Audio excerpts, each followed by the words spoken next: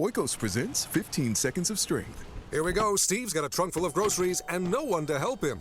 Oh, that's tough, Jim. Looks like a 5-trip load at least. He grabs the first bag, the second. Bob, it looks like he's trying to do it all one trip. He shimmies the door open, steps over the dog. Oh, and he stumbles. Oh, right into the kitchen without missing a beat. Jim, now that's a man who eats his protein-packed Oikos. With 15 grams of complete protein in each cup, Oikos Triple Zero can help build strength for every day. Oikos, stronger makes everything better. Hello and welcome back to the show. I am Patrick. I'm here as always with Ben. You're joined by special guest today, Cal Newport. How are you, Cal? I'm doing fine. Thanks for having me on. Oh man, thank you. For folks who don't know you and your work, we do mention you relatively frequently. Your books are some of the highest that we recommend.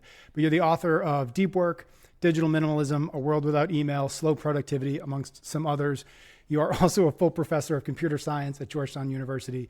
And you are the host of the Deep Questions podcast, where you answer questions and share real-world implementation case studies about the subjects you often cover, which is technology's impact on society, work, productivity, and cultivating a deep life. So I'm excited to have this chat with you. I think we're gonna aim to talk through some of the subjects that Ben and I often talk about here. And I want to start with health. Ben and I talk about health. I think a lot of people have a certain definition of health. And it's relatively narrow. It's often a lack of disease, or it's something aesthetic, right? It's a certain look, like you look fit or you don't look fit. But Ben and I talk about it through the lens of something we call the 5 factors of health, which are the 5 factors that we believe have the most impact on living a life of health. And those are how we train, how we think, how we eat, how we rest or sleep, and then how we connect with ourselves and others. And I think where I wanted to start with you, Cal, I don't know that a lot of people consider you in the category of health, but I actually do when you look at it through the lens of the 5 factors of health, especially that mindset, especially that connection piece of it. Mm-hmm. And so I want to start with your thoughts on what some of the health taxes are, quote unquote health taxes are, of the world we live in, of the society we live in, where we're constantly connected with each other through these little digital devices, where we've got notifications, where we rarely turn these things off.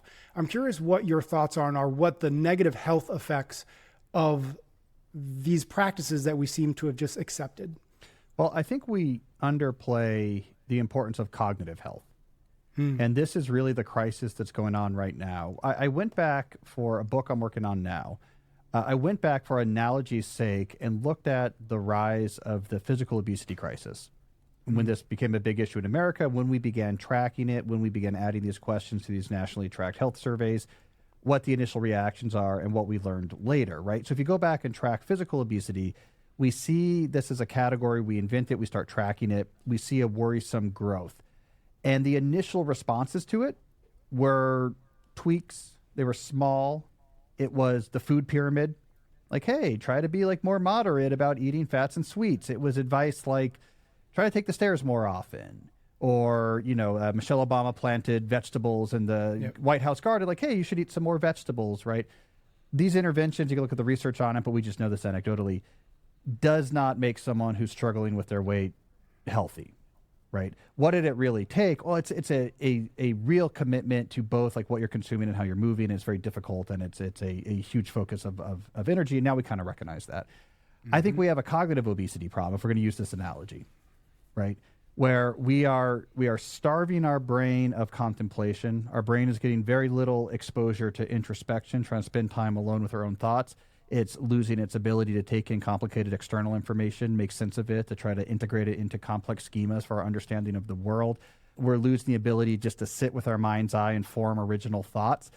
We are getting worse at that because of what we're inputting, which is this information that comes at us as palatable as possible. I call it ultra-processed content because it's basically the equivalent of ultra-processed food, plus lack of exercise. And to me, cognitive exercise is things like reading a hard book, trying to make sense of a difficult idea. And so we have this cognitive obesity issue that's arising. And just like with physical obesity, our initial responses are tweaks and they're minor. We say things like, take a break every once in a while, like on Saturday. Maybe put your phone down and stop using it a little bit, or try to turn off your notifications. To me, that's just the equivalent of, hey, try to move more, or try to be sparing with like your sweets. It's not nearly strong enough. It's not nearly realistic enough to face the scope of the problem. So I think we have a huge issue with what's happening with our brains in our country right now. We need a very strong response in terms of restricting what we consume. This has to do with what we're doing with our phones, and moving more, which is my analogy for doing hard things with our brains. And it's something that's going to require as much focus as we know it takes to get in good shape physically. And we haven't made that leap yet. We still think the little small tweaks and advice is going to save us from the cognitive health issues we have right now.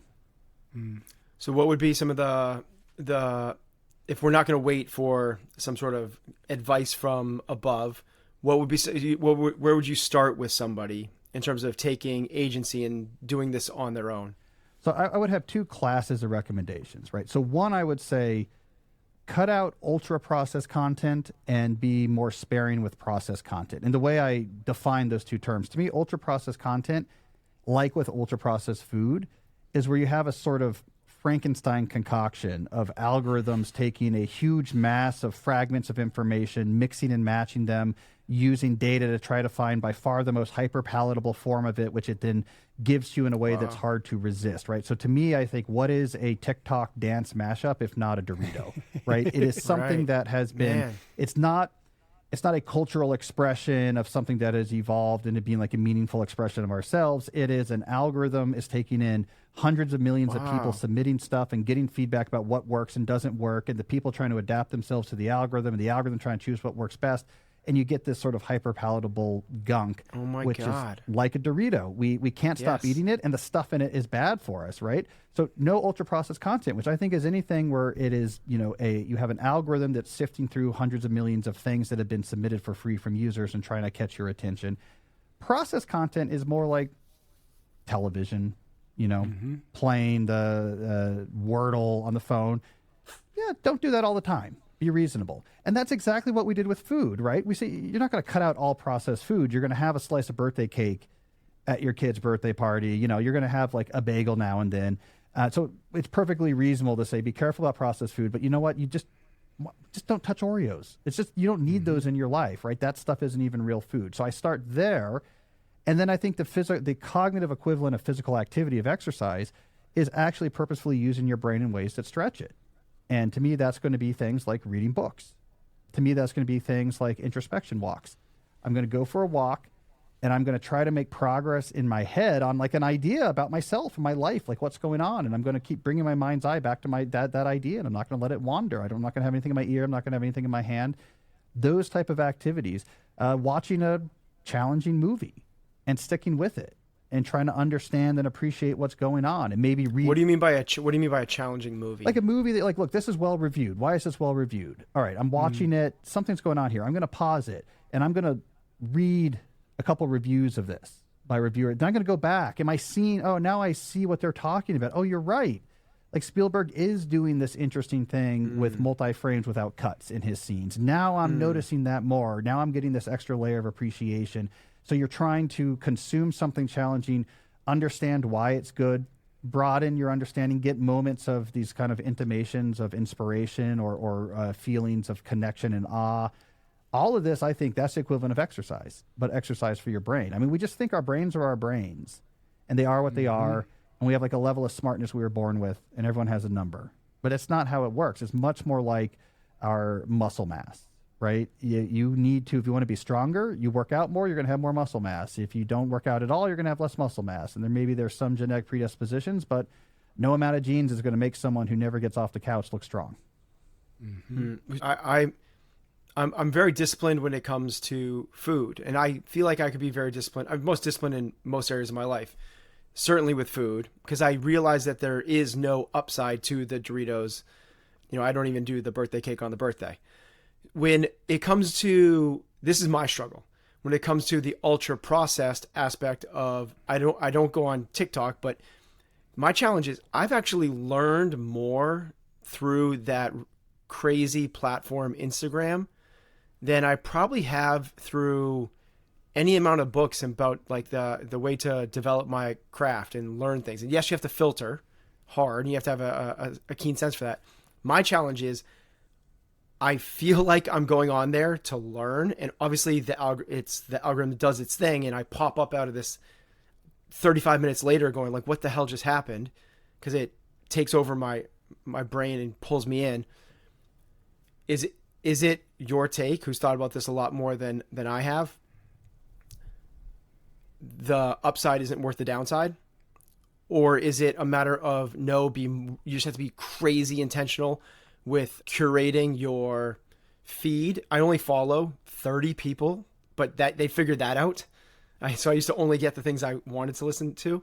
Now they figured out how to interject, and I'm spinning off in these wheels. What's your take on there? It's too dangerous, stay away, or be more intentional and more disciplined with it? Where do I go? I think for most people, the downside's not worth the upside, especially if you make a concerted effort to simulate those benefits in other ways, right? So, okay, maybe I'm not encountering this style of ideas through Instagram if I'm not using it, but what I've done instead is I have a pretty well curated collection of Substacks that include like these link sections, and they're pointing, and you know what? I'm discovering lots of interesting ideas on this topic, through there. However, for some people, there is going to be a use for it. Like, let's say you have a new media business and there's some way that you're using social media marketing. Not to stretch the physical analogy, but I do think it holds here as well. If we think about, for example, power gels for endurance athletes, right? Like if you're an endurance athlete, you're like, well, here is an exception to the ultra process. I don't eat Doritos, but honestly, I can't simulate a power gel when I'm doing a triathlon. Like it just hits, I need that glucose right away, but I'm using that ultra processed food super, super intentionally. Like I know exactly the effect I get on it. I'm not sitting around pounding power gels while I'm watching TV or whatever. Like I know exactly where I use it. So if you have a business, for example, where you're doing Instagram carousel stories that is like part of how you promote it, you can say, what's my super structured, intentional way of doing it? And you realize maybe it has nothing to do with me having Instagram on my phone. Maybe it has everything to do with this is the person that does our Instagram carousels, and they sort of send over the sample script in a Google Doc, and I edit it, and they put it out for me, and I never touch it, right?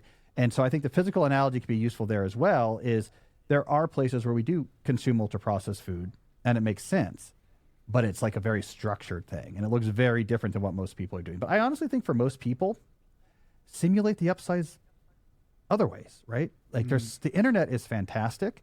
And I'm just not a believer that the social media route to the wonders of the internet is a good one, because it's not the intention. The goal of these platforms is not to inform you. It's not to delight you. It's not to get you the best possible information. It's just to get you clicking. And so it's like a dangerous path towards where you're trying to get. That's usually the way I fall. If we continue the analogy of the physical training to cognitive training, our audience, Ben and I talk a lot about, Ben actually has a company that does this, that offers programming, physical programming, training on an everyday basis. Do this, and with enough consistency and the right amount of intensity and the right amount of efficiency, you will get fitter. What would, in your mind, a cognitive training program look like for somebody who says, you know what, yeah, I am wasting way too much of my energy, my time, my attention on this ultra processed content, and I really do want to get to reading more books, or replacing some of that ultra processed content with more natural whole food versions of content. What would a training program look like? What would you have somebody start to do?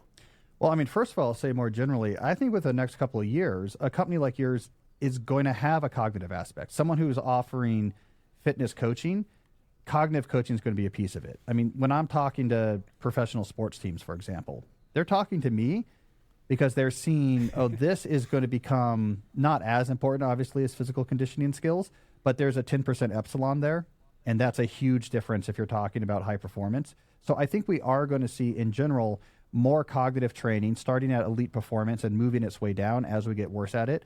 In terms of like ideas I have suggested before, I often have programs when it comes to the fitness aspect that is built around books. And to me, I think it makes sense. A way to start is with a daily page count. A daily page count that's very reasonable and content agnostic. I would say choose the thing that you're most excited to read, right? Like if a sports book, a book about like a movie you're interested in, like nonfiction that just like nails a sweet spot, self-help, doesn't matter.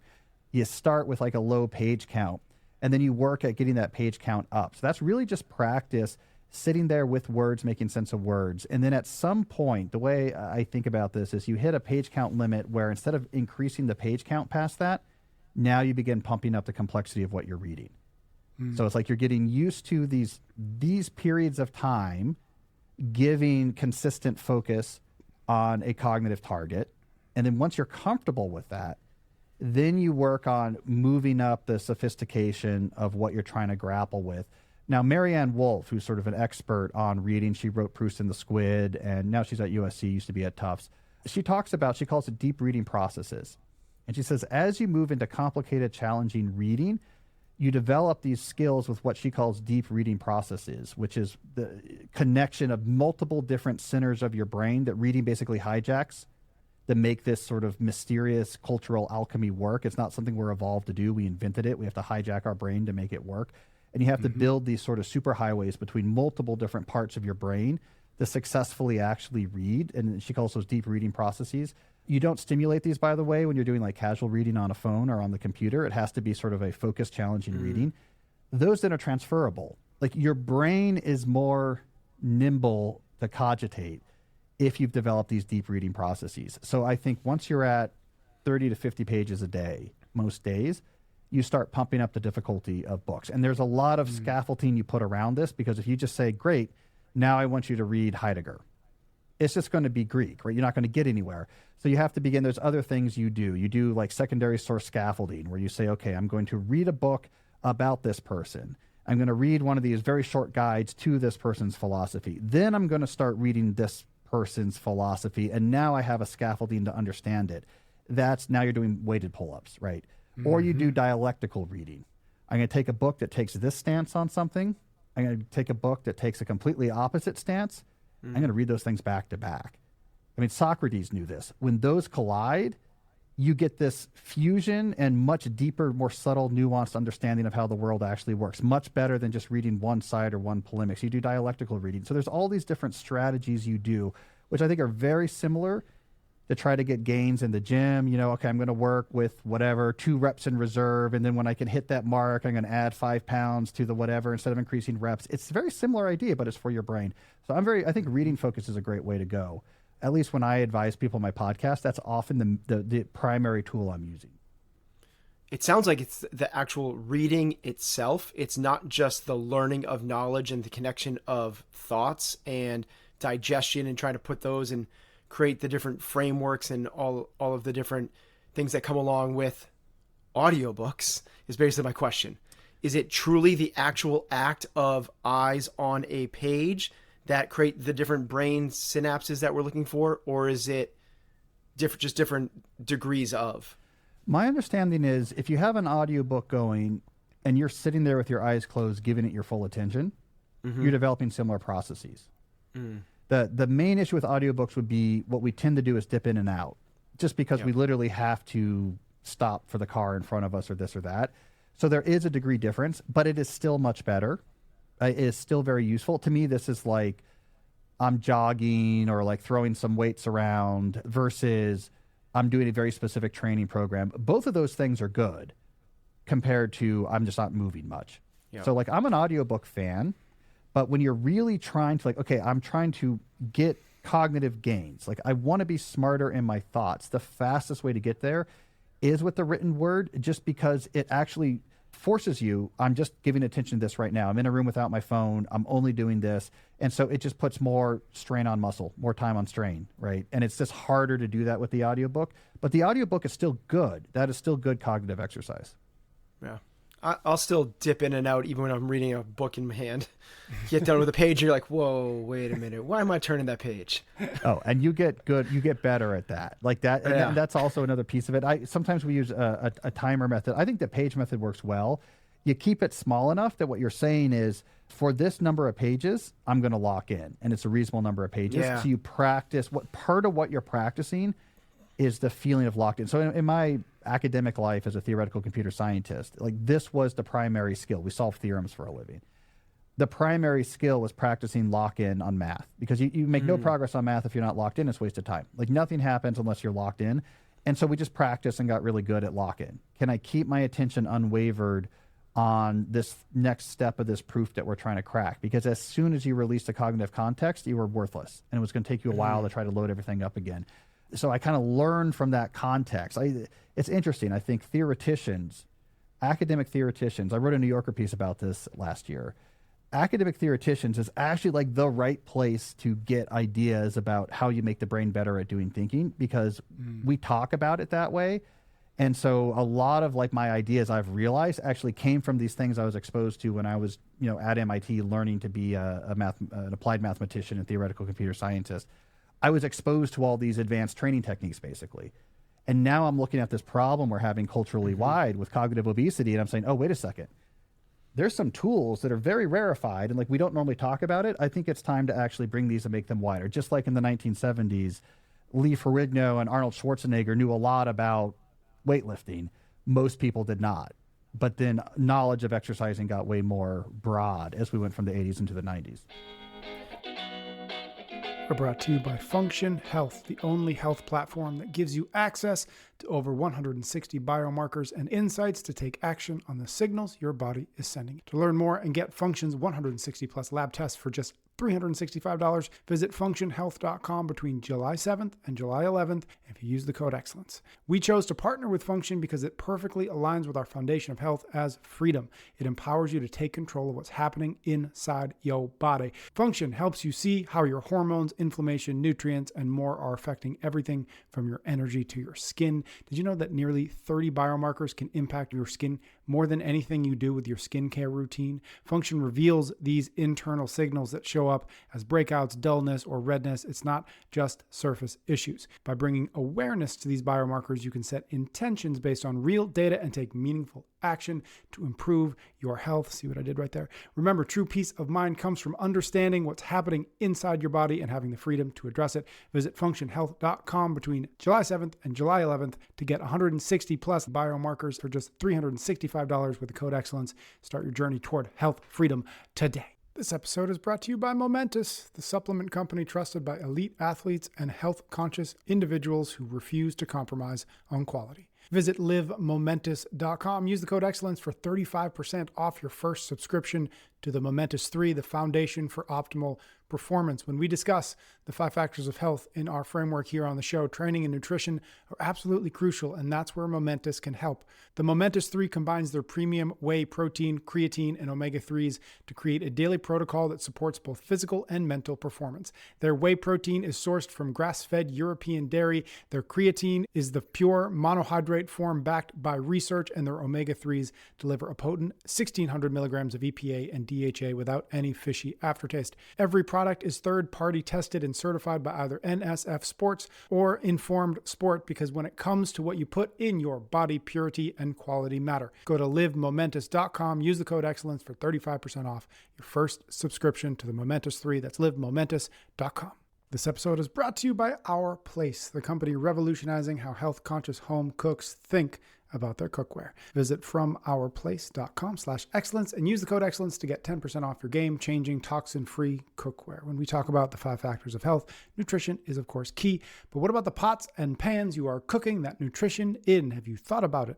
A recent study found that 80% of traditional non-stick pans contain Teflon, which can leach harmful chemicals into your food. Our Place's 4-piece cookware set is the perfect solution. It's completely toxin-free while still offering incredible non-stick performance. This set includes 2 always pans and 2 perfect pots that replace a whole cabinet of traditional cookware, saving you both space and time and getting yourself a little bit of peace of mind. Also, you'll save $150 by buying the set, and every piece matches beautifully in Our Place signature colors. Take control of your kitchen's health impact by visiting FromOurPlace.com/excellence. Use the code excellence for 10% off of your order. If you had a magic wand and you were to, so reading would be the thing you would add. It would be the magic, would be the, with the obvious, maybe it's the obvious. What would be the thing you would delete? And what I mean by delete is, what would you delete from what is like commonly seen as like productivity culture? What are people doing that probably isn't moving the needle for them? There's a couple problems with productivity culture. Okay, so I think one is an over-reliance on systems. This idea that if you have the right setup, the right rules, the right technology, that somehow the system itself is going to offload a non-trivial part of effort from you and you're going to get more done and it's going to be easier. It just doesn't work that way. Like the best productivity systems, the best time management systems, they're typically relatively simple, right? I mean, it's about structuring information and preventing yourself from having to remember things just in your head. But you still have to do all the work, and you still have to get the motivation. So people get lost in these rabbit holes of, if I somehow have my right AI enhanced Zettelkasten, Zapier connected, super system working, then I'm going to be, super productive. And it doesn't matter. You need some system. If you're disorganized, it's a problem, but that's just the table stakes, and it's still hard. So I think that's a problem. The other problem, I think, is the focus on activity, that visible activity is somehow a good proxy for useful effort. So if I'm doing more things, I'm somehow more productive. And in knowledge circles in particular, it's just nonsense, right? The visible activity is often counterproductive, ironically, that if I'm doing more things, zoom out, I'm producing less value. I wrote this, I don't know if I wrote an essay. I think I did a podcast on this recently, where I found an old essay from Sam Altman right at that period where he took over the reins of CEO at OpenAI and kicked off this growth from $3 billion to $300 billion valuation. And he wrote an essay right around this period where he says, here's my productivity techniques. And the thing that was really interesting about his productivity techniques, it was all about saying no. It was all about the things he doesn't do. It was all about how, I don't do these meetings. I preserve all this time for myself. I relentlessly go back to whatever the thing is I think is most important. I kind of annoy people. It was a manifesto of no. There was no complicated systems. In fact, he used a single sheet of paper, and he had I think kind of dumb, actually, star system, where he was just putting stars next to things to kind of remind himself that's more important. That was it. And it was all about what he didn't do.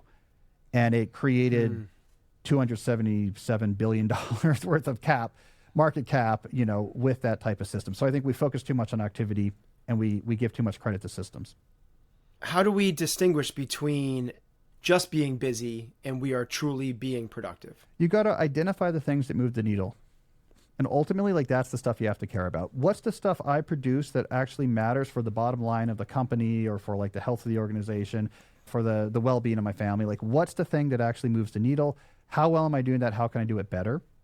So this sort of obsession over quality on the things that actually matter. Once you adopt that mindset, you become antagonistic towards all the busyness. It just completely changes the way you see things. And now suddenly those Slacks and those meeting invites and all the different conversations and coffees, instead of seeming like things that are making you productive, seem like they're getting in the way of the things that really matter. And busyness becomes anathema. It's as soon as you switch to what are the things that move the needle, the luster of busyness immediately begins to dissipate. What my struggle with that is, personally, is it's hard to quantify the ROI on connection with people. And it's this long-term versus short-term thinking of, if I say no to that, I almost canceled a meeting with one of my team members just because I was there's nothing to talk about. There's nothing pressing. There's no items I need to, I know there's no blockers. So I almost canceled it.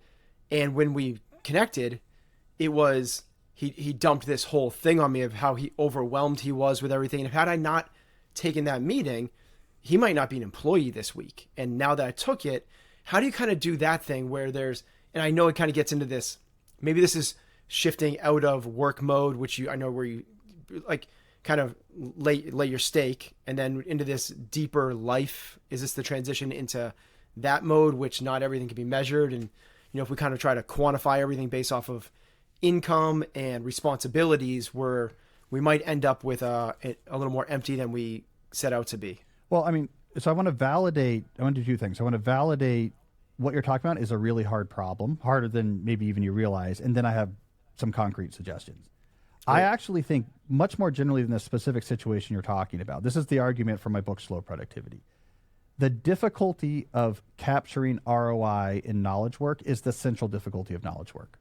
It is like the original sin of knowledge work. It's the source of almost every issue we're having right now with burnout and stagnant macroeconomic productivity. And the story I tell is, if you go back and look at the spread of knowledge work as a major economic sector, which happens beginning in the mid-20th century, Peter Drucker coins the term knowledge work in the 1950s. Look at that time. What was ascendant in our economy at that time was industrial manufacturing. This was the era of GM being the largest company, in the world. Drucker had studied at GM and he invented the field of management theory, writing about how GM did it. But industrial manufacturing management was like a really clear thing, right? You figured out this is the best way to do something, and then you told the workers how to do it, and then they executed it, and you could measure. There was no complexity in what you were measuring. Like, how many Model Ts came off that assembly line per day? How many people did we hire? Let's do a ratio. Like, what's the worker hour per Model T? It was easy to know what to measure, and you would just work on that metric and try to make it better and better. Knowledge work comes along, and the problem is there's no more Model Ts to count. And this is what all of Peter Drucker's writing in the 50s and 60s in knowledge work was all about, this central problem of knowledge worker autonomy, where he said, here's the issues.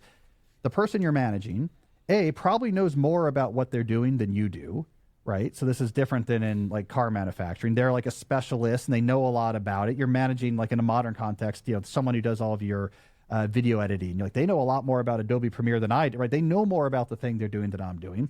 We have indistinct rules, multiple shifting responsibilities as well. So like this person's working on like 7 different things. Some of them might be tied to profitability, but some of them are what the researchers would call non-promotable activities. They're also organizing the birthday committee for the, morale of the office. What they're doing is changing from day to day, and what they're doing is different than the person next to them. So there was nothing to manage. We had no numbers. The classic definition of productivity was just a ratio of output to input. We didn't have anything like that to measure for a typical knowledge worker. I argue that that's where this notion of pseudo-productivity, or like, let's just look at activity as a proxy for value, that's where it came out of. It was like the only option that managers had coming out of the industrial into the knowledge work revolution. We don't know what to measure, so we have this Band-Aid solution, which is just going to be visible effort, right? Because at the very least, if you're doing a lot of stuff, you're not being lazy. So like, I don't know, at least that seems somewhat reasonable. So that's where pseudo-productivity came from. And then my argument is when you combine that with digital tools in the 2000s, it becomes unsustainable. And like, that's a whole other story, but like pseudo-productivity kind of worked until you got laptops and smartphones and email and Slack, and the whole thing blew up. So coming back to your issue, what you're talking about here is actually like the central hard to solve problem in knowledge work. It's why we don't have a lot of companies, even though it would make them much more profitable in theory, saying we don't want people on email all day. We don't want people are doing 7 hours of Zoom meetings per day. Like, this can't possibly be producing the most revenue for our company. This can't possibly be the best deployment of all these brains that we pay for. But why don't we have radical new solutions? Is because it's so hard to manage, because we can't measure. And so that's a theme that I've been exploring for a long time. That being said, I still think individual intuition can go a long way. And like in this context, you have this individual intuition. I'm a manager of people. Connection to those people matters. I know this through experience. I don't have a number, but I know this through experience. And then what would the response be? Let me automate this into my schedule then. All right, every week, every person, regardless, 1 hour, this is a key part of my job now. And we're going to connect whether or not you have something you need to tell me or not, because I have learned through experience and intuition that like this helps me do my job better. But on the other hand, you might be like, I'm sending and receiving 100 emails a day. And this really seems to not be making me better. I feel like I'm putting out fires, but like I'm getting nothing else done. This doesn't feel good. Maybe what I need to do here is step back and say, what are all these emails about? Maybe we can put in place some other processes so that this work doesn't unfold with just ad hoc back and forth messaging, right? So the responses to this has to be very individualized right now, very much based on your own experience and intuition on what matters and what's getting in the way of it, and releasing the idea that activity is better, that like we have more rules, it's a little bit more of a pain, but I don't have to answer 100 emails a day. That might be actually the better thing for the company, because what that frees up in my brain is going to generate a lot more value in the long term than us having the simplicity of just figuring everything out on Slack, right? So it becomes an interesting trade-off. I want to switch gears a little bit because we've got a bit more time with you. One of the things that Ben and I talk about quite a bit, especially as it relates to the 5 factors of health that I mentioned at the top of this, is our aim with those is not to win at health. It's not to win in the gym. It's not to be healthy for the sake of being healthy, but all of it is an attempt to build a life of peace of mind, of calm, of satisfaction, and of fulfillment. And so with that in mind, could you tell us a little bit about what the deep life is, how you've constructed that, what you mean by that when you talk about it? And then where does calm or peace of mind fit into that bigger picture of the deep life?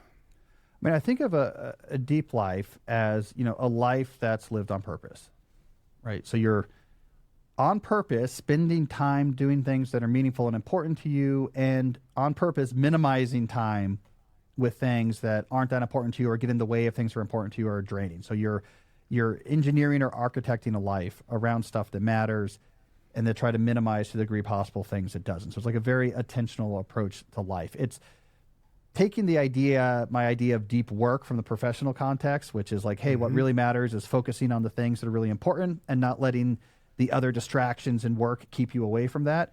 And it kind of moves it over to life writ large. It's like a life that's built around the things that really matter and not letting other things that aren't so important but are appealing or distracting getting in the ways of things that, that are important, right? So that's how I think of the deep life. And I think of it as like it's a construction project almost. It's figuring out what's important to me and then working backwards from how do I get closer to that and how do I move away from the things that are getting in the way? And then that's where you get creative. And it's almost like assembling a puzzle or solving a complicated engineering problem. It's a much different approach than I think when a lot of people think about life transformation, they want an epiphany. They want it like, I had this idea, I made this radical change, and I lived happily ever after. Where often deep lives are architected, and it's a sort of an interesting back and forth interactive process. They're not discovered. And so this is definitely an idea I've been thinking a lot about. But to me, that's the whole ball game in the end, is a life where you're focused on the stuff that matters and on purpose. And on purpose, you're trying to avoid the stuff that doesn't or gets in the way of that. Yeah, I like that. You've written that the deep life isn't for everybody. It requires hard work and drastic changes to your habits. For many, there's comfort in artificial busyness, while the deep life demands that you leave much of that behind. The deep life requires deep work. Yes. And so also it's like a yes and, because there's a subtlety, because I've sort of evolved to some degree my usage of the word deep life. When I wrote that, what you're talking about there, what I really was referring to was, but it's similar, a working life that prioritizes deep work, like working on the things professionally that matters and not getting caught up. And what I was trying to argue there, which I think is absolutely true, is that's hard. And also, like, we should recognize a lot of people don't mind the artificial busyness. Artificial busyness is predictable. Artificial busyness is a game that you can win at. Like, for a lot of people, if you're in a context where I'm going to use visible activity as a proxy for useful effort, you're like, I am safe. I know how to have a lot of visible activity. I just have to answer all the emails and jump on all the calls and make sure I respond quickly on the Slack thread or whatever. I know I can succeed at that. Where if you instead say, no, I'm just going to do this thing that's really hard, measure me on how it turns out, you could fail. Like, maybe you're not up for it. Maybe the thing is not successful. And also, deep work is really hard. It's straining. It's not, it's exhausting to answer a lot of emails, but it's not hard in the same way of like actually trying to produce something original and valuable. It's not as frustrating as that can actually be. So in the professional context in particular, moving from busyness to depth, that's not easy. And there is a lot of people who say, I'll take the easy discomforts of busyness so I don't have to pursue the hard benefits of focus. What are the benefits? Well, the hard benefits of focus is a sense of meaning, a sense of impact. You're touching on the sort of psychological indicators that like we look for meaning in life. I have mastery and skill, and I'm producing something that matters to the world, the self-respect that you have out of it. We're wired to get great satisfaction out of seeing our intentions made manifest concretely in the world in a way that's appreciated. Also, in the end, if you're succeeding with this, you're avoiding a lot of things that makes us miserable. I really think the frenetic context shifting that is required from busyness, which means I have to switch from one topic to another every couple of minutes, like in an email inbox. Our brains are not wired to do that. It takes a long time for us to successfully network switch.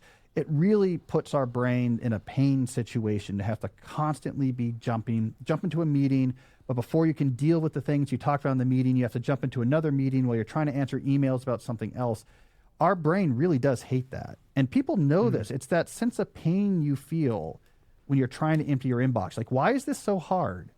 I'm just trying to go message by message. Why is this so hard? Why am I jumping around and just like grabbing like messages that seem easier? It's because it actually is really hard to go in a fixed order through messages that are completely unrelated to each other. Like, that is a huge taxing thing you're asking your brain to do. So there's a lot of implicit, persistent background pain that is caused by the life of busyness that we get used to, but it's not a very nice existence. So when you switch to the deep work life, that goes away, and you're like, oh, my brain feels better. Like it's like a good burn when I'm working on it, and then it releases when it's done. This feels natural. This feels sustainable. This feels meaningful. How did I put up with the life of context switching every 30 seconds that I was living before, which was very unnatural, and our brains really do get upset about it.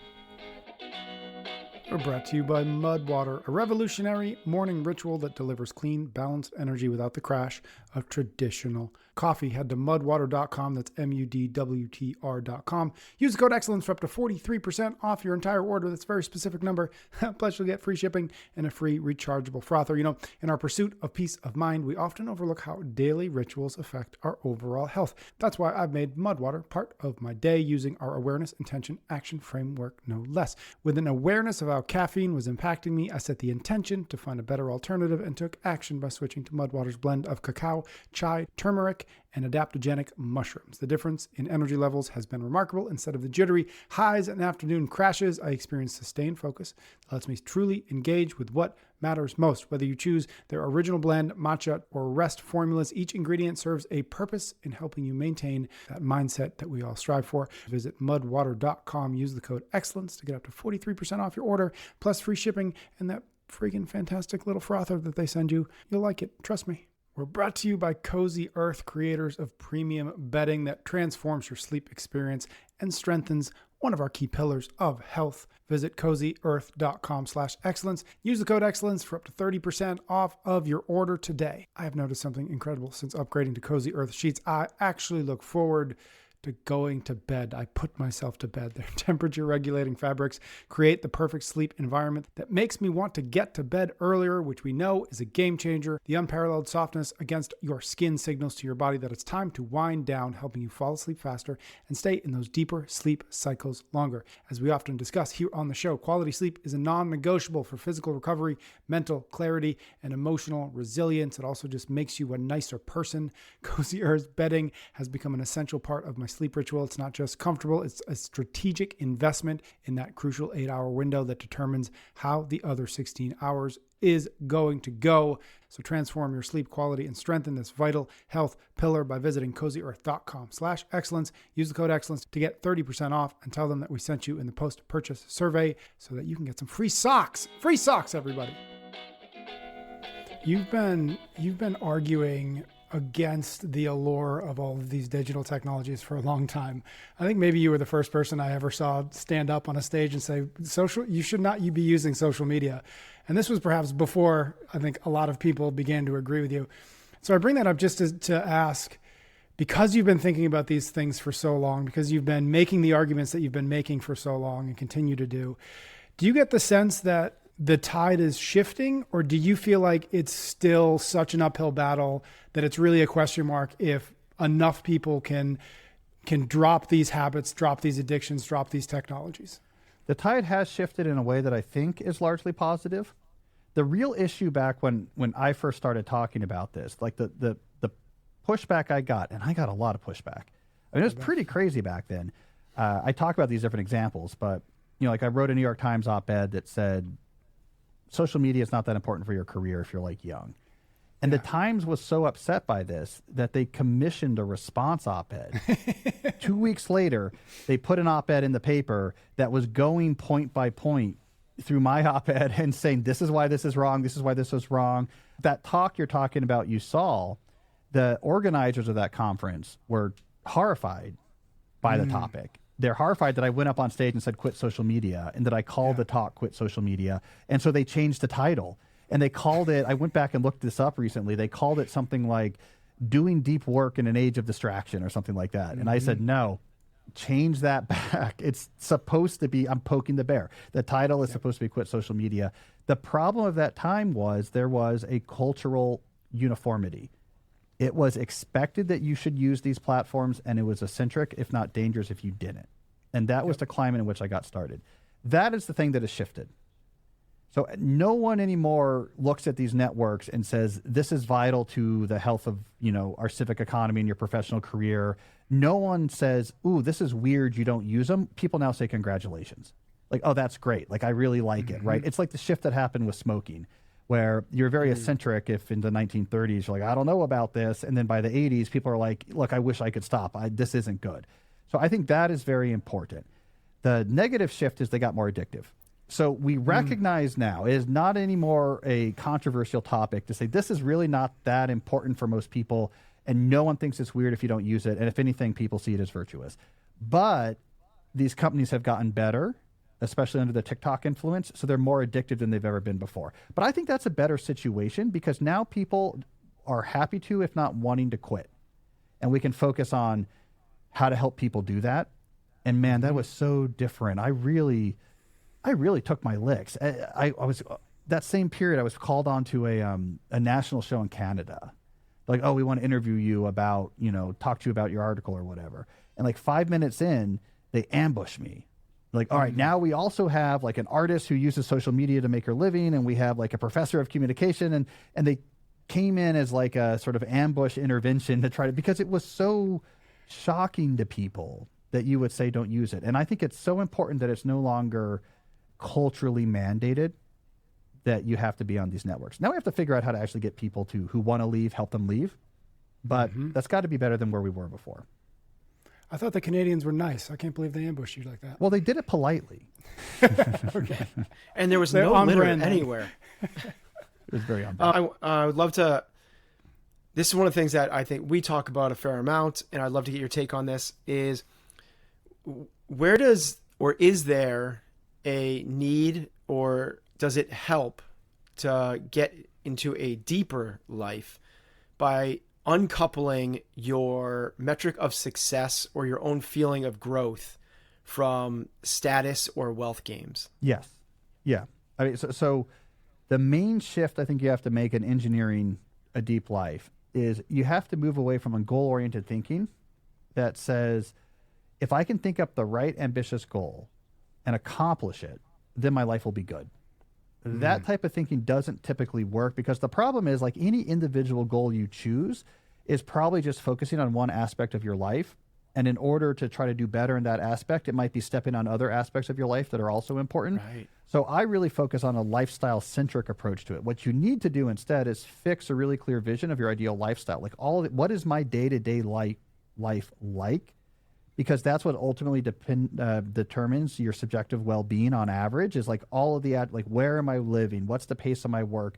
Who's around me? How am I spending my time? What type of activities? Is it, you build this like really strong vision of like a pace of a day and what it feels and smells and looks like that resonates. And that's what you're working backwards from. That works really well. Goal-based planning doesn't, because almost always, again, if there's like these 10 things that really matter, any particular goal is either indifferent to those other things or like actively makes them worse. And then your subjective day to day. It's like the classic story of like, I finally got hired as a partner in like the very top firm and it has a 90-minute commute.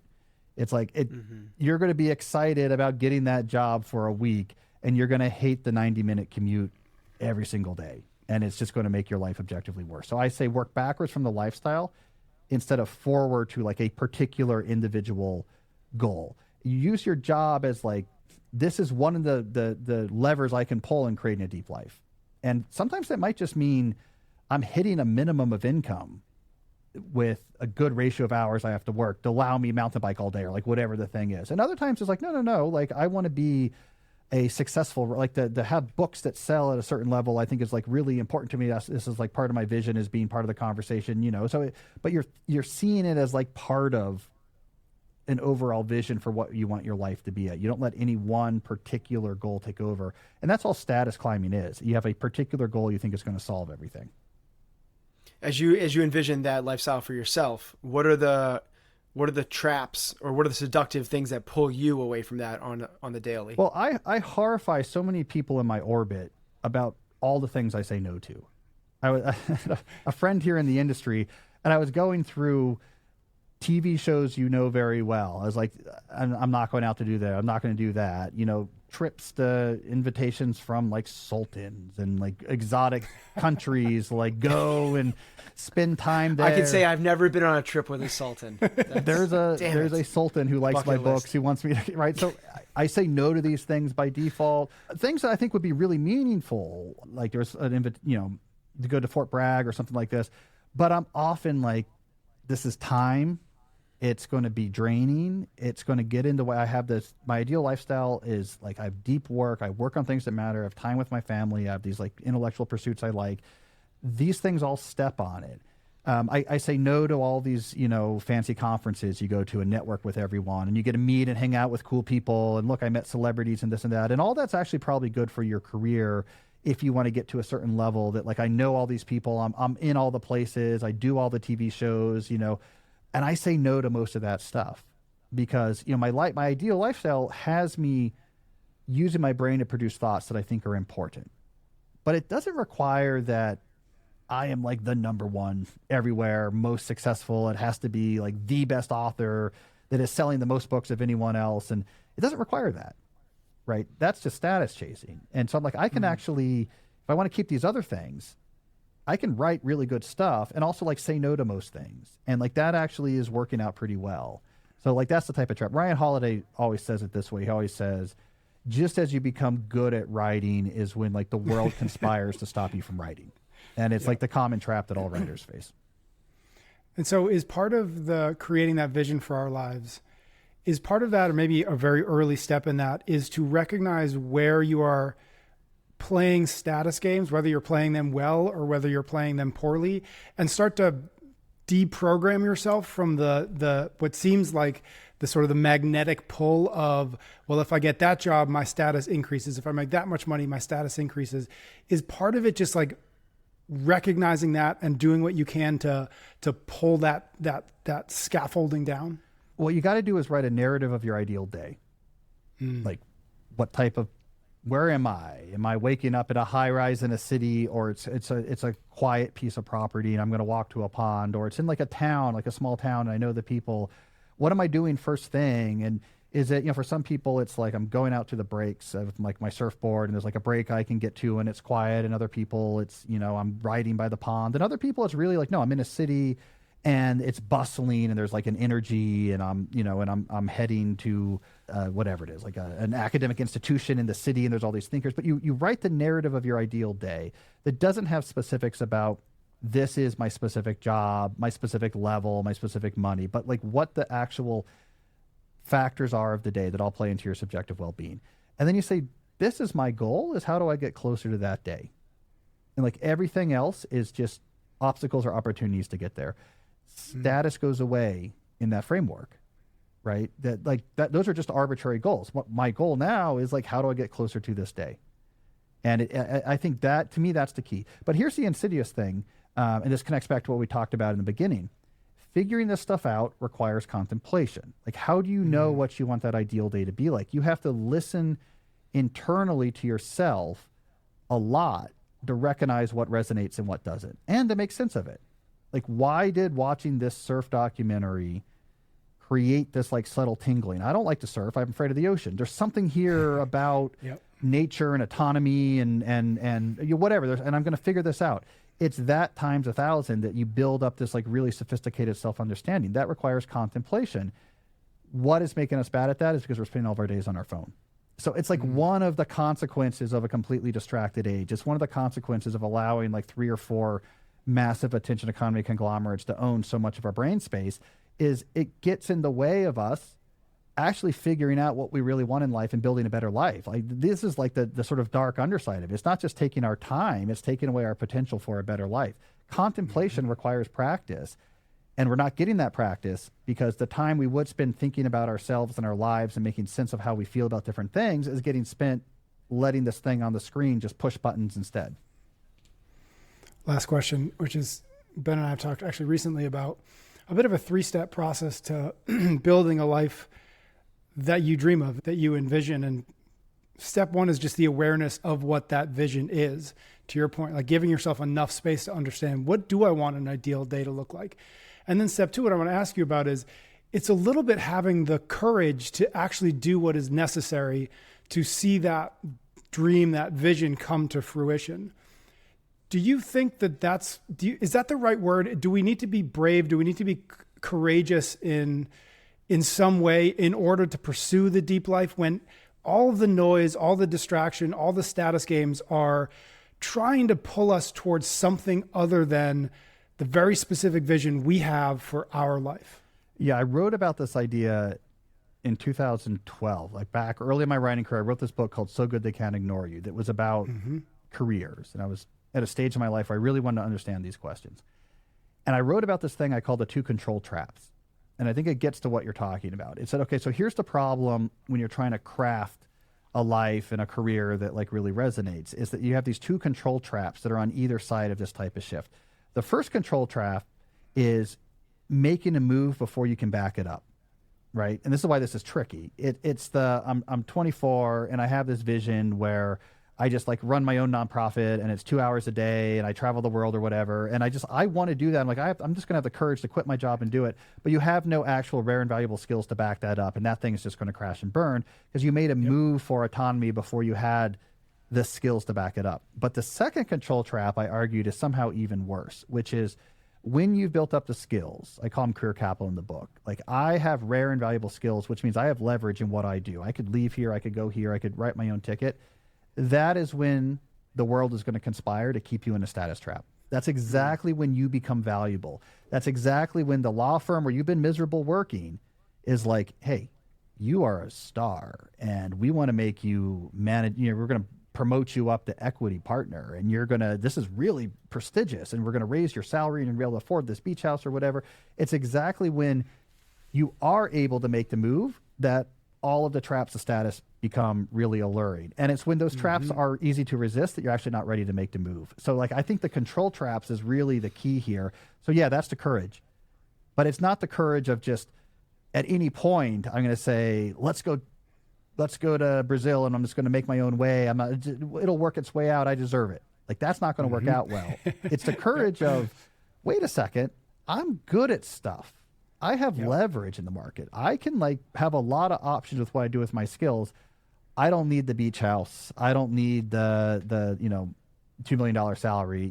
I'm going to take my skills and I'm going to go play over here. So yes, I do think it takes courage, but you have to wait until the hard time to apply the courage, the right time to apply it. Got it. Cal, thank you so much. This has been like our own personal episode of the Deep Questions podcast. So thank you. It's been really fun. No, this has been great. Yeah. I enjoy talking with you. And folks so out there, much, if you like this episode, you will definitely like Cal's podcast. Again, it's called the Deep Questions podcast. Find it wherever you're listening to this. I promise you will enjoy it. Cal, thank you so much.